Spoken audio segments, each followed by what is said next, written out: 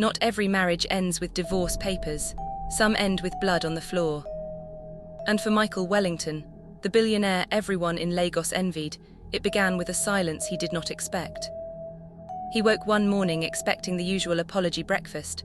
Warm coffee, a smile from his wife, soft enough to erase the bruises he had left behind the night before. Instead, he found only a trail of blood drops leading into the empty garage. Her car was gone. Her clothes missing. Her phone smashed to pieces. On the kitchen counter, the wedding ring lay abandoned, shining like an accusation. And near the staircase, a small crimson stain marked the marble floor, refusing to be ignored. What Michael Wellington didn't know, what he couldn't imagine, was that the woman he had terrorized for years had been planning this moment with ruthless patience. He thought silence meant obedience. But silence was Clara's weapon. While he fumed, believing he still held power, she was already 3 moves ahead. Have you ever wondered what happens when the hunter becomes the hunted? Have you ever seen a predator stare into the eyes of someone he thought was prey, only to discover he's the one caught in the trap? This is that story. Before we peel back the first layer, hit the subscribe button, tap the like, and tell me in the comments where in the world you're watching from. Because trust me, this tale will travel far, and every corner of the world should hear what happens when silence turns to fire. Now lean closer. Because this is not just revenge. It's a warning. Lagos woke that morning under a golden sun. Towers on Victoria Island glistened as if dipped in bronze. Deep in Akoi, mansions sparkled like trophies, proud, shining, unreachable. But wealth can only polish what the world sees. Inside some of these walls, shadows thrive, secrets hide, voices are silenced. Behind the gates of one marble fortress sat Michael Wellington. To the city his name meant genius. Vision, billions stacked upon billions. The press called him untouchable, the golden king of well-tech. Shareholders bowed.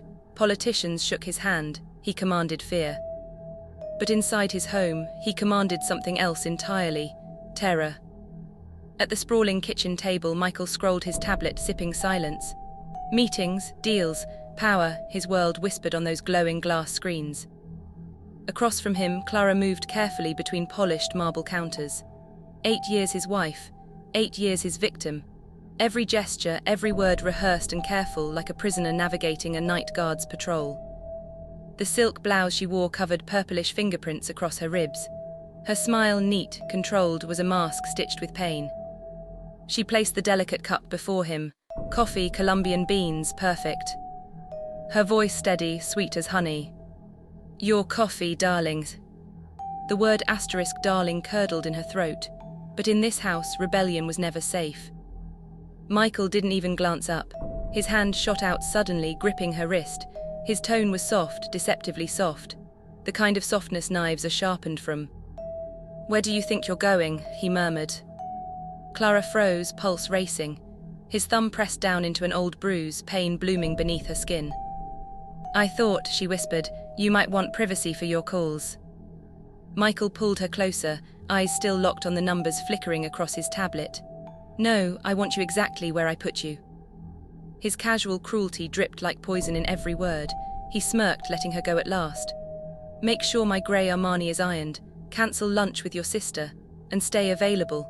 If Henderson doesn't bend today, you'll be smiling next to me while I rebuild my empire. Clara nodded softly. Yes, Michael. He turned back to his world, but she turned toward survival. Later, when his Tesla purred down the driveway, taking him to his boardroom battles, Clara finally exhaled. Her hands still trembled, her jaw still clenched, but instead of breaking, she moved with purpose. In their bedroom, hidden behind rows of designer gowns she never chose for herself, sat a small safe only she knew about. She pulled away the shoe rack, tapped the hidden combination and slid it open. Inside lay her arsenal. A burner phone. USB drives filled with footage from cameras Michael had no idea existed. Copies of financial records. And a single photograph. The photo made her hands shake, but not from fear, from fury. Michael, her husband, his fists bloody, his smile smug. And behind him, on the floor, Clara herself, unconscious, her body twisted from his blow. He had been so proud that night, so sure of himself. He had even looked into the camera like a king posing with trophies. He didn't know Clara had placed extra cameras everywhere.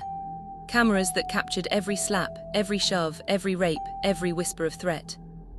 Now, all those years later, she had evidence powerful enough to not just destroy his name, but end him entirely. She typed one message with trembling hands and attached the photograph to her twin sister, the only person she still trusted. "It's time, Karen." Hours passed, the city roared outside, but inside her house Clara prepared in silence. The steps, the timing, the escape, all of it crafted like the moves of a careful chess game. But midnight came with thunder of another kind. Michael returned like a hurricane. The Henderson deal, his billion-dollar obsession, had crumbled. Investors turned, his empire cracked. He stormed into the foyer, his voice shattering the silence. "You know what I do, Clara. I build empires, I turn ideas into gold. And cowards, fools with small minds, dare to question me." His laughter was bitter, his eyes wild.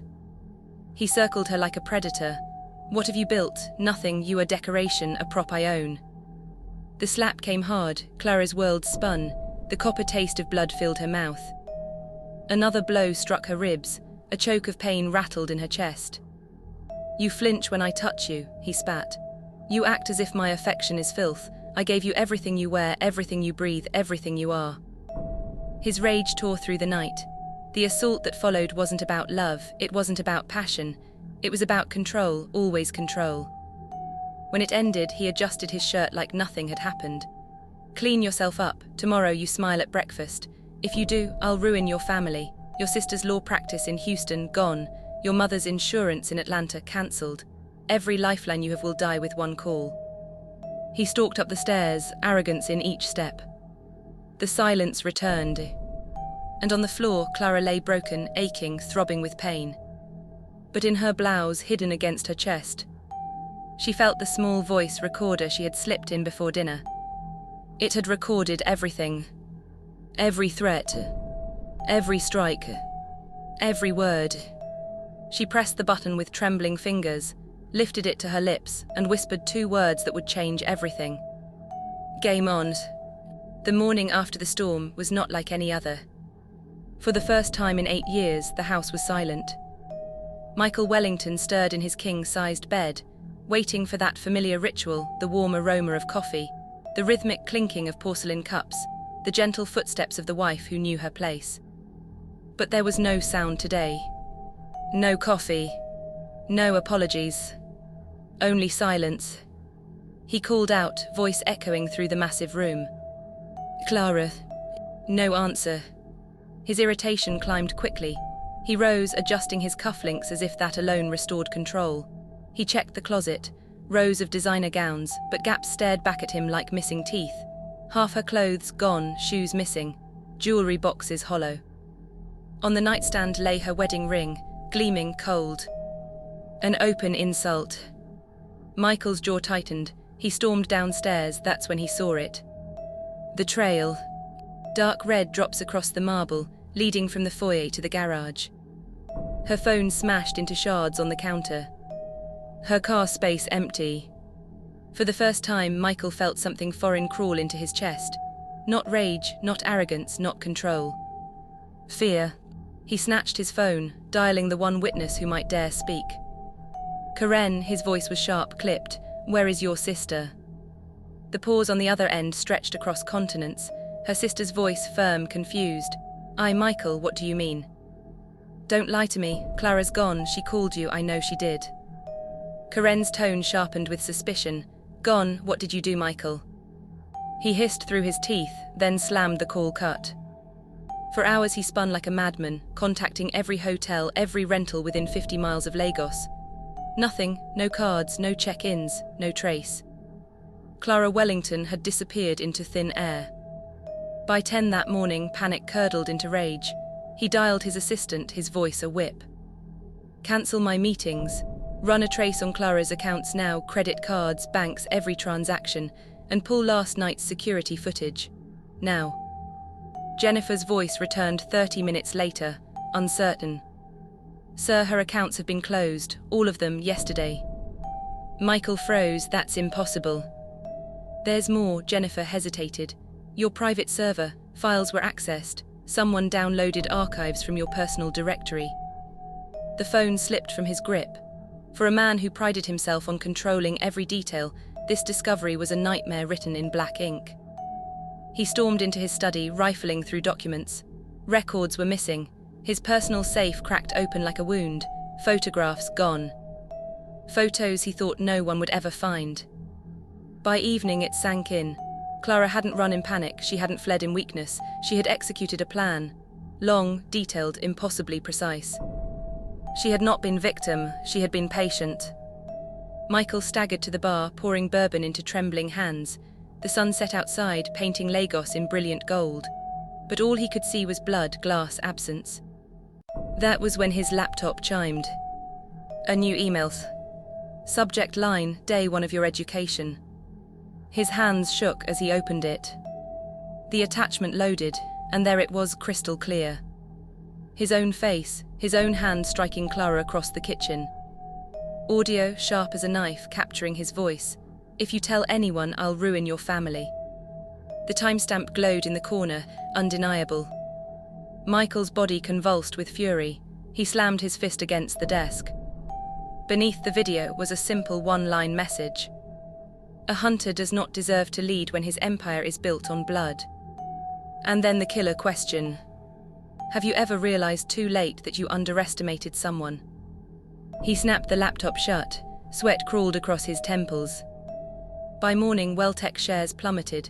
Headlines swarmed like vultures, domestic tyrant, allegations against Wellington.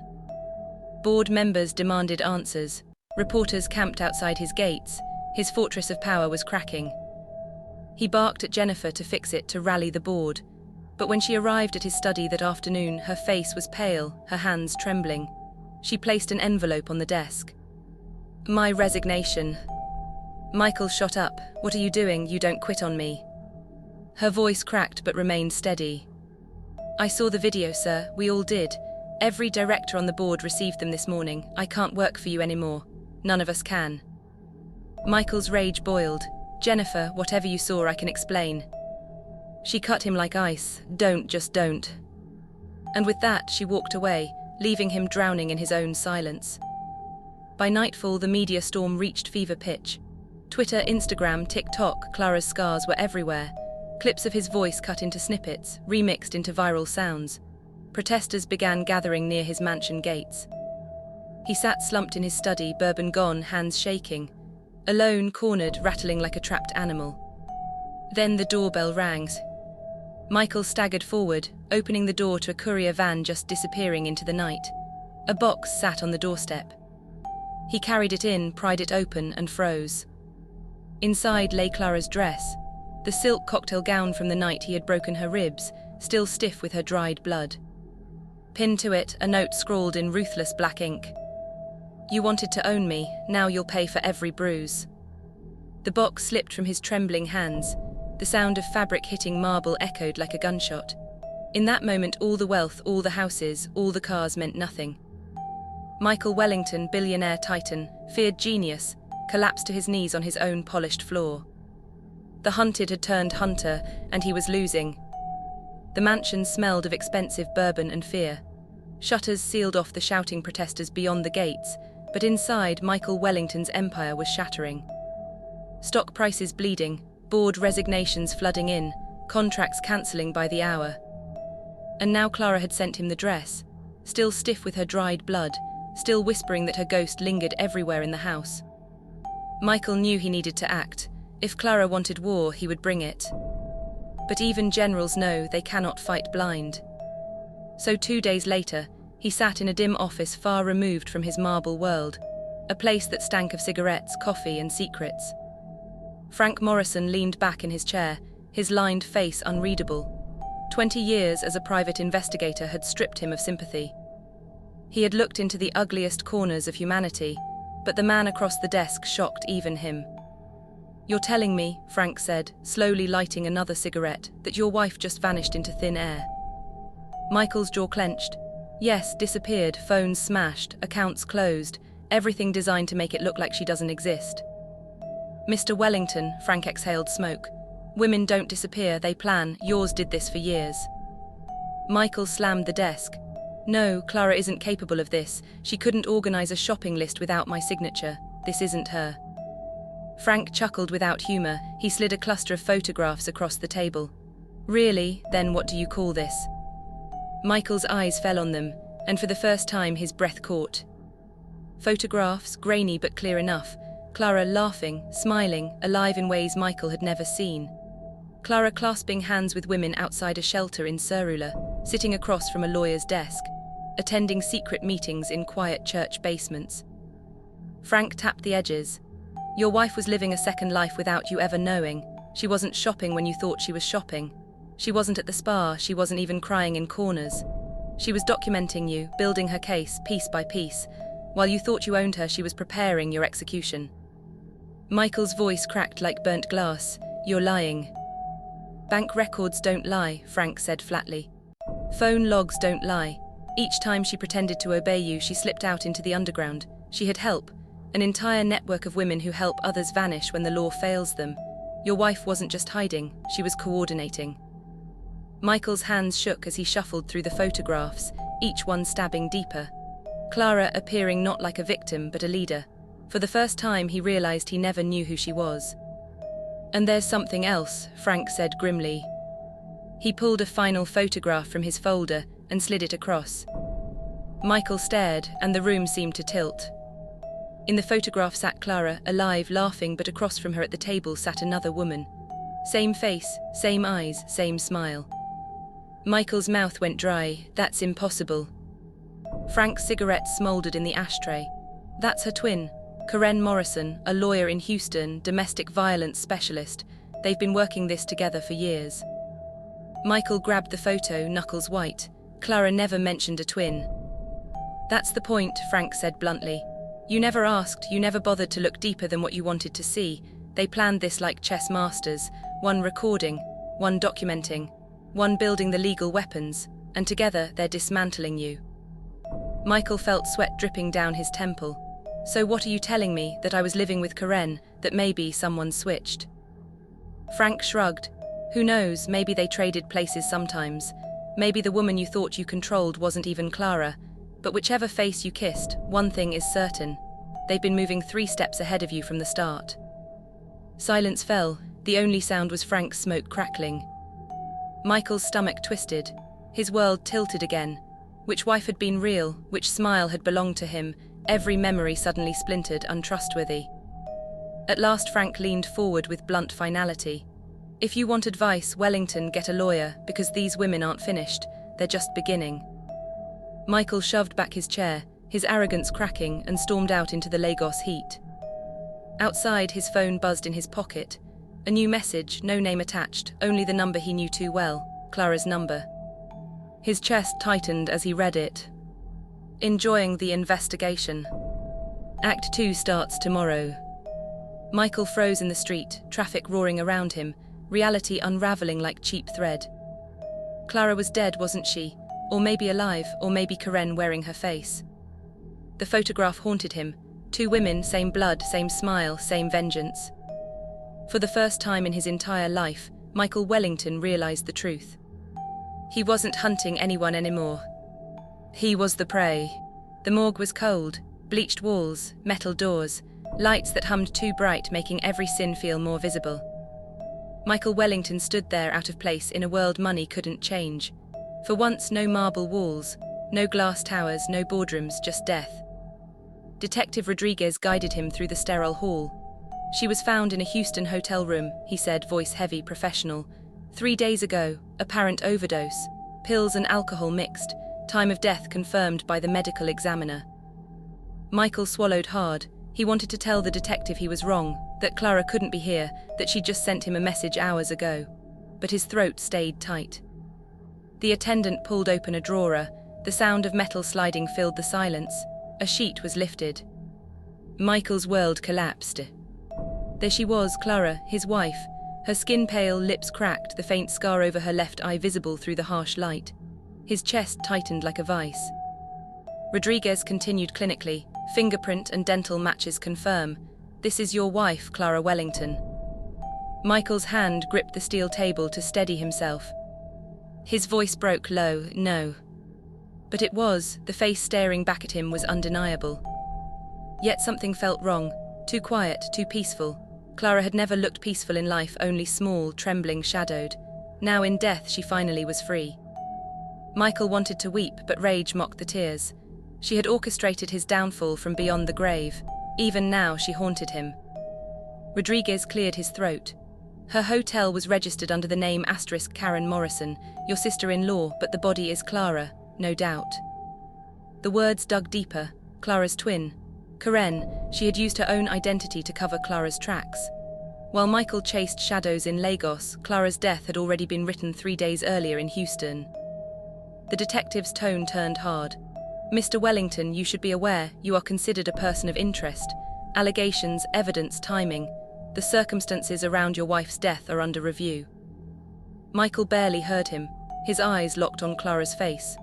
The question pounding through his head, if she's lying dead in here, then who the hell has been sending him messages? Rodriguez tapped his folder shut. Most overdoses like this, they're ruled accidental, but given what we've been uncovering about your marriage, suicide looks more plausible. The words cut like claws. Clara had chosen death instead of him. Even in dying, she had beaten him. Michael staggered out of the morgue into the Houston night. The air was thick, humid, sticking to his skin. His mind spiraled like a storm. Clara dead, yet Clara alive in his inbox. Clara laid out under a sheet, and Clara laughing in a photo with her twin only days ago. His phone buzzed, a text. He jumped at it with shaking hands. From Clara's number. Now you know, but this is just the beginning. Michael felt bile rise in his throat. Clara was dead, he had just seen her. Who was sending these messages? Cold realization dawned, sharper than a spike of ice. Karen. His wife's twin, her mirror in flesh, the lawyer, the strategist, the ghost maker. Karen hadn't just taken her sister's evidence, she had taken her sister's * place. Michael stumbled into the street, nearly colliding with traffic. Horns blared, but all he saw was Clara's face, duplicated, doubled, weaponized against him. 3 women blurred in his mind. Clara, broken and submissive. Clara, smiling secretly in photos he never saw. Karen, alive, fierce, picking up the war with both hands. His knees buckled against a lamppost. For the first time, Michael admitted it. He couldn't tell past from present anymore. He could no longer separate his wife from the sister. He questioned if he ever knew at all. That night in his hotel room, the paranoia deepened. Footsteps in the hall outside, a knock that never came. His phone buzzing with short messages every few hours, each dripping with venom. She left me her voice. Do you feel her watching? Tomorrow we play my move. Michael's chest heaved. He hurled the phone across the room, but it rang again in the dark, vibrating like a pulse. He smashed it, but somehow the screen glowed, one last message burning across it. Game 2, your empire. All his life, Michael Wellington believed power was in silence, the silence of subordinates, the silence of enemies, the silence he forced onto his wife. But in a prison cell where his empire had crumbled, silence had become his torment. 2 days since the morgue, 2 days since Clara's lifeless face stared up at him, and yet her presence refused to die. Every message from her number was another reminder. Someone alive, someone watching, someone pulling his strings. That night, as the prison lights dimmed, the phone mounted to the wall buzzed. An approved call, no name, just the line blinking. Michael hesitated, his pulse raced, slowly he picked up. He froze. Clara, he whispered, his voice trembling despite himself. The answer chilled him to the bone. No. The voice was the same tone, the same pitch, but this wasn't Clara. This was steady, unbroken, sharp as a blade. This is the sister you never bothered to know. Michael's breath caught Karen. She continued, calm, deliberate, like a noose tightening with each word. You ruled my sister with beatings and silence. You thought fear gave you control, and you were right for a time. But what you forgot, Michael, is that fear is like debt. It builds interest, and the day always comes when it is collected. Michael's knuckles whitened around the phone. What do you want? Karen let a pause hang heavy, savouring it. Then her words dripped like venom into his ear. I want you to feel every ounce of powerlessness Clara ever felt.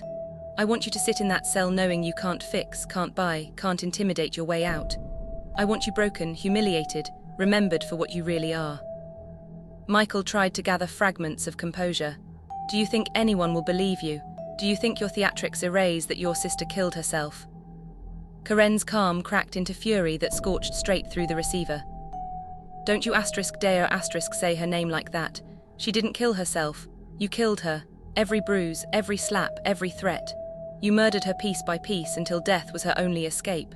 The only reason you didn't put the pills in her mouth yourself is because you never had to. She swallowed your poison for years." Michael pressed his forehead against the wall, sweating, voice fracturing. "Please stop." But her voice only cut deeper. "Stop, you never stopped," my sister begged, she cried. "She played the obedient wife while her body shattered and you only tightened your grip. Do you remember the night she whispered into her recorder? The night after you told her you'd destroy me, our mother, her scholarship fund. Those were her final words, and she left them for me." Michael's breath caught sharply. "Recorder." "Yes," Karen said coldly. "It's sitting right here on my desk. Every recording she ever made. Every threat, every confession, every sin you committed thinking no one saw. 12,000 minutes of evidence, Michael. Enough to bury you under prisons for the rest of your life." Michael's knees buckled under the weight of her words. He slid down against the wall, barely holding the phone. "What do you want?" he said again, voice breaking this time, almost pleading. Karen's tone softened, but in that softness was death. "What I want is justice, not the kind signed on a paper in some court, the kind that spreads, the kind that infects, the kind that makes every asterisk man like you afraid." Michael clutched the phone. "You can't ruin me more than you already have." Karen's voice chilled him further. "Oh, Michael, I already have, but you don't realize it yet." There was silence, then papers rustling faintly through the receiver. Karen's voice returned, firm, controlled. "I'm forwarding this week's release tonight. By dawn, every newsroom in Lagos will have it. Every business partner you've ever shaken hands with, every politician, every investor, you want to know what they'll see." Michael's breathing faltered. "What?" "The recordings where you discuss using Welltech accounts to track Clara, to pay investigators to shadow her, to choke off her family's options. They'll see how your corporate empire wasn't just corrupt, it was built on abuse. That makes this more than domestic violence, Michael. That makes it organized crime." Michael's heart pounded like a drum. He whispered in despair, "This is extortion." "No," Karen said firmly, "this is exposure." Then her words turned darkly intimate. "Do you want to know my favorite part? It isn't your fall from grace. It isn't your company bleeding billions. It isn't even your family turning against you one by one. My favorite part is how ordinary you'll be after this. Just another middle-aged man caged with the predators you so resemble." Michael lurched forward, his pride gasping for air. "They won't touch me, they'll respect me." Karen's laugh echoed like thunder through the receiver. "Respect? Michael, in prison, wife-beaters are at the asterisk bottom asterisk, and predators who thought they were untouchable, they don't last. The only thing keeping you alive will be fear, the same fear you forced on her. Tell me, how does it feel now?" Michael's silence said what his pride refused to admit. He was terrified in ways he had never been. Karen's tone steadied almost calmly again. "And here's the truth you need to swallow. You don't get a happy ending. You don't even get death to save face. You get to live long enough to rot with guilt, long enough to be remembered only for the monster you are. That, Michael, is my promise." The line clicked dead. Michael clutched the receiver, but heard nothing but the sound of his own broken sobs. By dawn, her promise proved true. Every major headline painted his empire as not only violent, but criminally corrupt. Protests outside doubled in size. His most loyal business partners denounced him on live television. And there, waiting on the tray for breakfast in his cell, sat an envelope. Inside it, his daughter's photograph, one he thought had been hidden safely in his locked safe at home. On the back, scrawled in vicious black ink, "By the time I'm finished, she'll know exactly who her father really is." Michael dropped the photo to the floor. He had no control left, not over his family, his company, or even his legacy. Clara's ghost and Karen's vengeance were consuming everything. And for the first time, Michael Wellington prayed for death. Some men are so used to control that the sound of boots in their halls feels impossible. But that morning, Michael Wellington woke to it. It began with shouting, sharp, commanding voices at the front gate, the kind of voices security guards fear to silence. Then came the crash. The heavy steel door shattered under force, boots thundered across imported marble, and voices rang through the mansion like a verdict already spoken. This property is under federal seizure, hands visible, step away from all devices. Michael staggered to the railing above his grand foyer, fury in his eyes, humiliation boiling in his chest.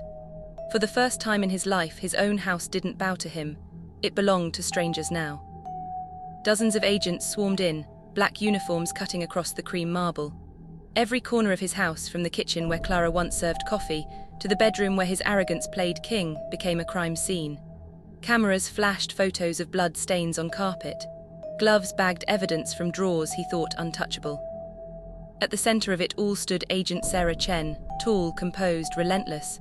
Her voice carried over the chaos like a hammer. Michael Wellington, you are under arrest for conspiracy to commit fraud, corporate abuse, and violation of federal stalking statutes. You have the right to remain silent. Cold steel cuffs locked around his wrists. That sound, the metallic click, was louder than his billions. Michael spat, rage trembling in his voice.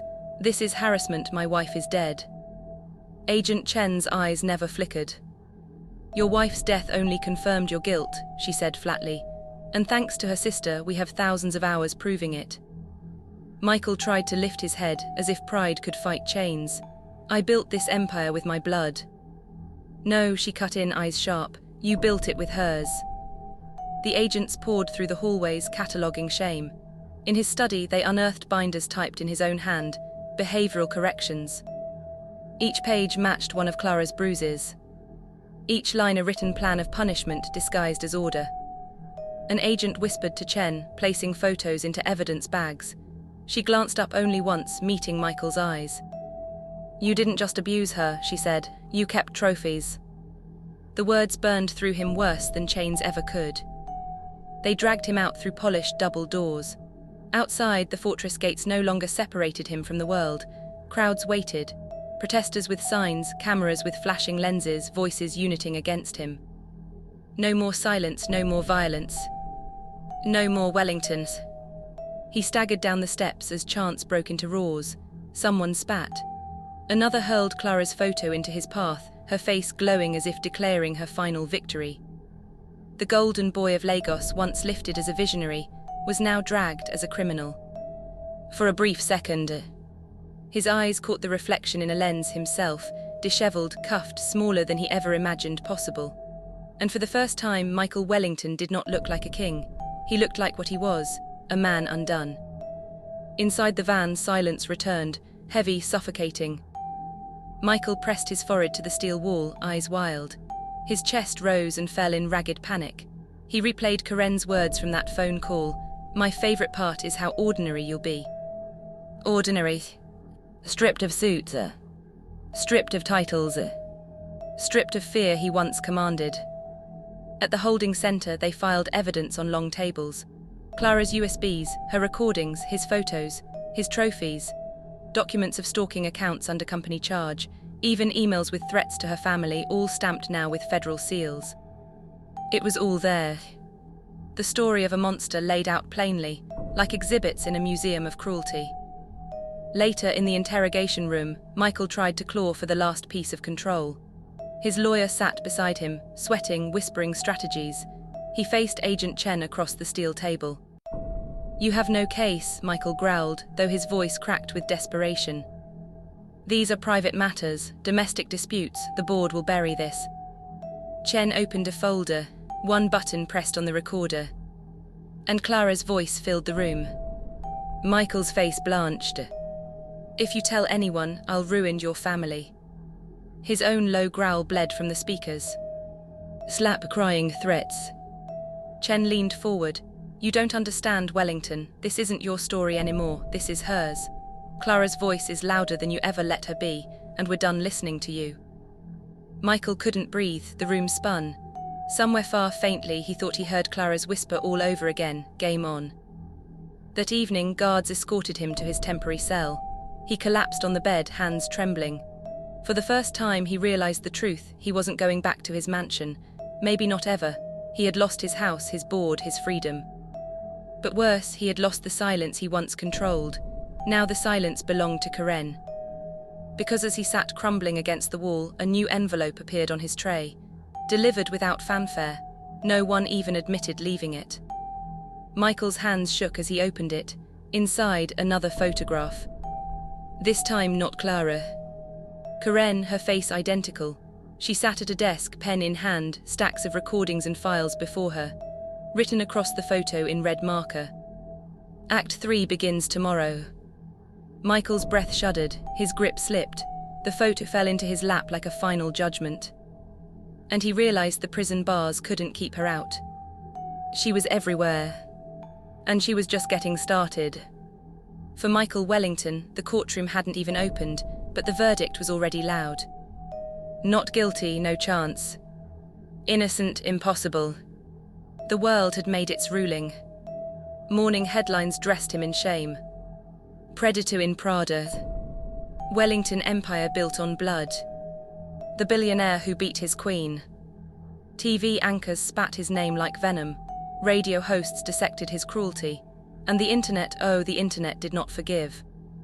Clips of him slapping Clara's face looped endlessly on TikTok, stitched beside the words of women who whispered, "This is why we don't speak." On Instagram, activists filled reels with Clara's hidden photos, bruises still visible beneath shaky smiles. On Twitter, hashtags flared, "Justice for Clara", #Wellington the monster. Michael sat in his cell, head buzzing with the noise of a billion accusations, each louder than the last. When the guard shoved a paper into his hands, it didn't bring comfort. The front page bled his face across Lagos. Below it, protesters filled city streets demanding his head on a spike. At first he told himself it didn't matter. Courts listened to lawyers. Judges listened to evidence. His money would buy the narrative back. But the calls proved otherwise. Michael threw the newspaper against the wall of his cell. The crumpled pages slid down the concrete, his own disgraced face glaring back at him from the distorted front page. His chest heaved, his eyes burned, and sweat dripped from his temple. No allies. No empire. Not even dignity.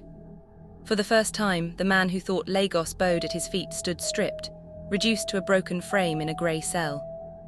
And then, just as silence closed in around him, the cell doors rattled. Heavy boots stopped directly outside. A guard's shadow fell across the bars.